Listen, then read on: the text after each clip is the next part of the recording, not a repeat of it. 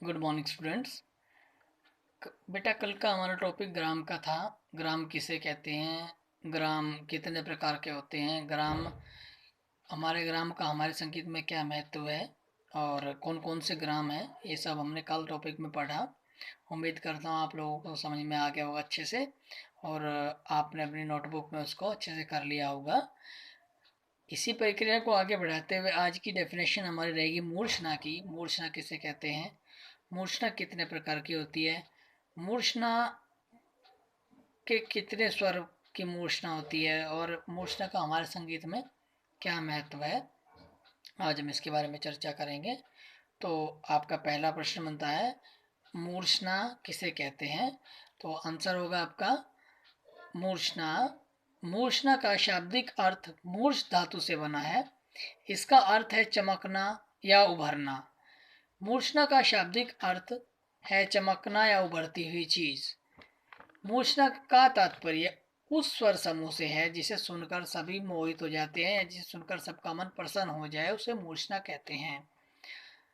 मूर्छना की उत्पत्ति ग्राम से हुई है। 7 स्वरों के क्रमानुसार आरोह अवरोह को मूर्छना कहते हैं। जैसे सा रे गा मा पा धा नि सा नि धा पा मा गा रे सा, ये मूर्छना होती है, इसको मूर्छना कहेंगे।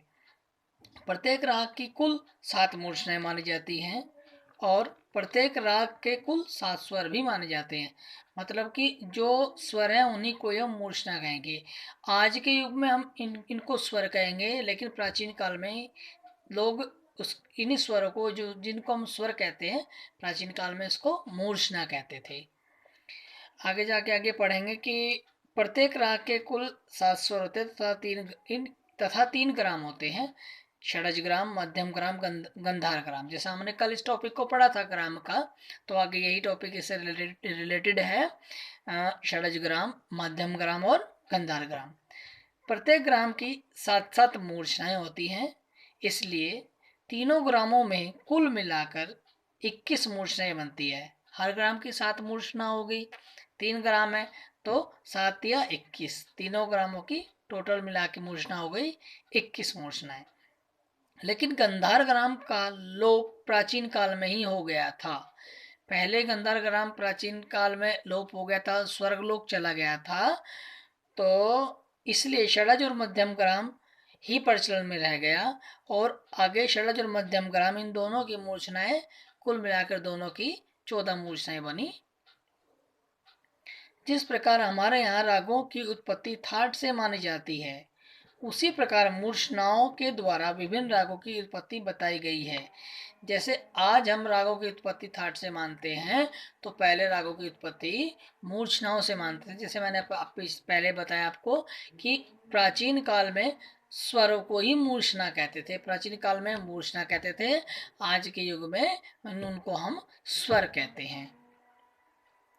प्राचीन काल में राग का वर्णन करते समय संगीतज्ञ या संगीत विद्वान यह नहीं कहते थे कि इस राग में प्रमुख स्वर कोमल है, बल्कि वे यह कहते थे कि इस राग में प्रमुख स्वर मूर्छना है। वही बात फिर से रिपीट हो रही है कि जो विद्वान संगीतज्ञ राग को गाता था, पहले गाते थे, तो वो ये नहीं कहते थे कि इस राग में भाई ये स्वर कोमल है, ये स्वर तीव्र है।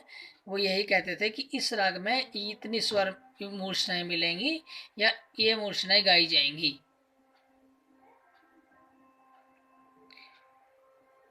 षडज ग्राम की पहली मूर्छना उत्तर मंद्रा है।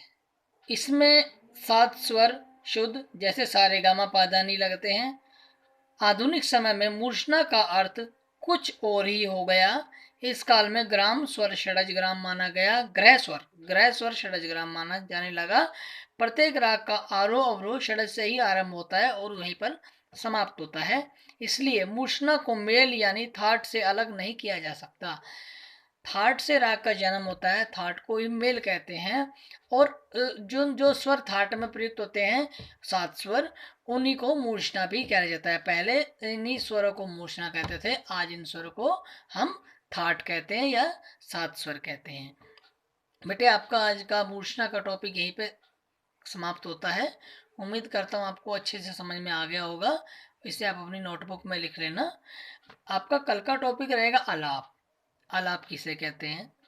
आलाप का हमारे संगीत में क्या स्थान है, और आलाप कितने प्रकार के होते हैं, और आलाप किस प्रकार गाए जाते हैं, कौन कौन से आलाप होते हैं, स्वर आलाप होता है और शब्द आलाप कैसे होता है। तो ये सारी चर्चा हम कल करेंगे आलाप के टॉपिक में। तो थैंक यू।